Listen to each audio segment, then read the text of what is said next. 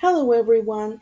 Today, I would like to share my reflection on the book Neurotypes: The Legacy of Autism and the Future Neurodiversity by Steve Silberman.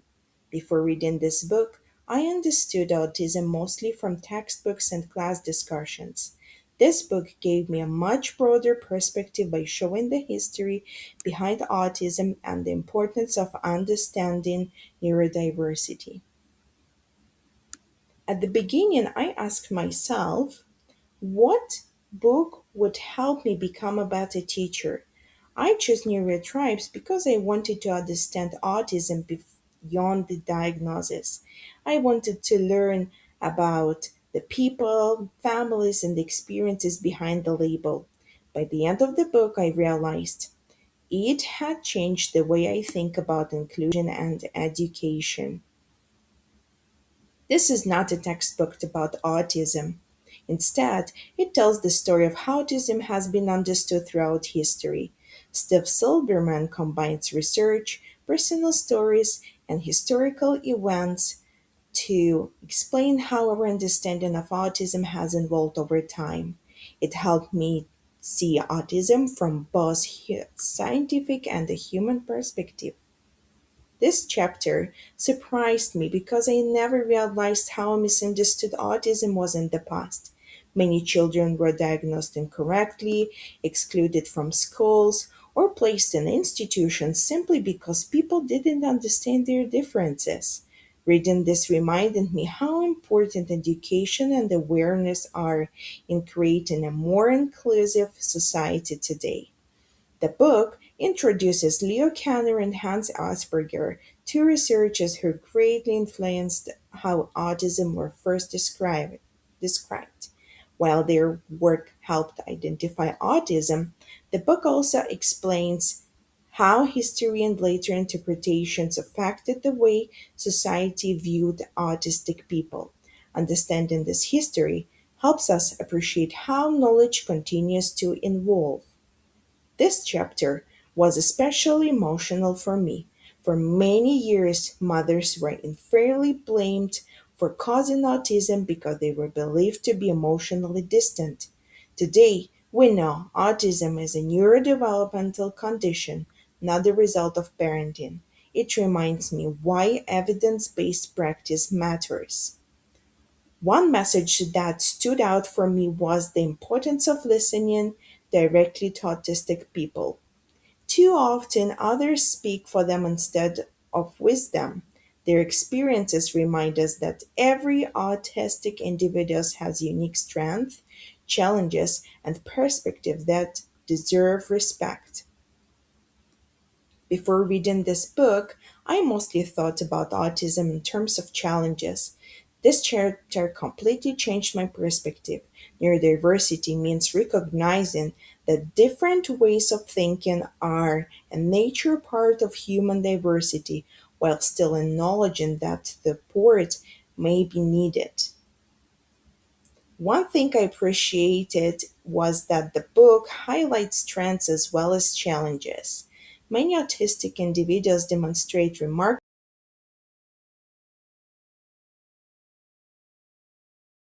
and deep knowledge in areas they love.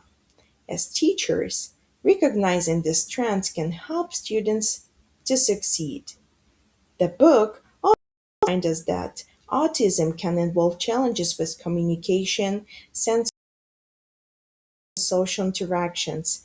Understanding these differences allows teachers to provide support instead of assuming behaviors are intentional misbehavior. Perhaps the biggest lesson for me is that acceptance can change lives. When autistic people are accepted rather than judged, they are more likely to build confidence, develop relationships, and participate fully in their communities. Inclusion begins with understanding. As the future educators, we have the responsibility to create classroom where every child feels safe and valued. Inclusion is more than placing students in some room. It means adapting instruction, encouraging friendships, and helping every learner participate meaningfully. As I prepared to become a teacher, this chapter affected me the most. It made me think about the kind of classroom I want to create, a place where every student feels safe enough to do themselves and knows they truly belong. Communication looks different for every learner. Some students use speech, with others communicate through visuals, gestures, or devices. As teachers, our responsibility is to recognize and respect every student's way of expressing themselves. One idea that stayed with me in the instead of asking what's wrong with the child, we should ask what is the child trying to communicate?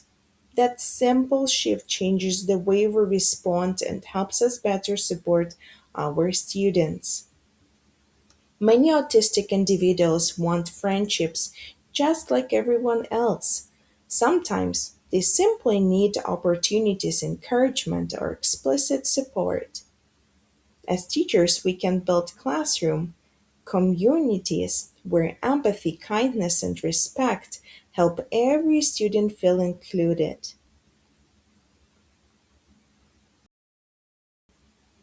I would like to leave you with this quote because it stayed with me long after I finished the book. Instead of making assumptions, we should listen to autistic people experiences, respect respect their perspectives and include their voices in decisions that after their lives. Good teaching always begins with listening. When I finished this book, I realized it wasn't really about autism, it was about people.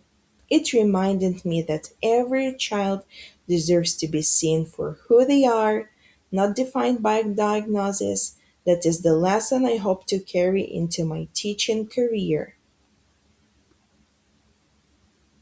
Thank you all for participating today. Reading Neurotribes has changed the way I think about autism and the kind of teacher I hope to become. Every child deserves to be understood before being judged, supported before being corrected, and accepted for who they are. Inclusion begins with understanding, and understanding begins with listening. Thank you.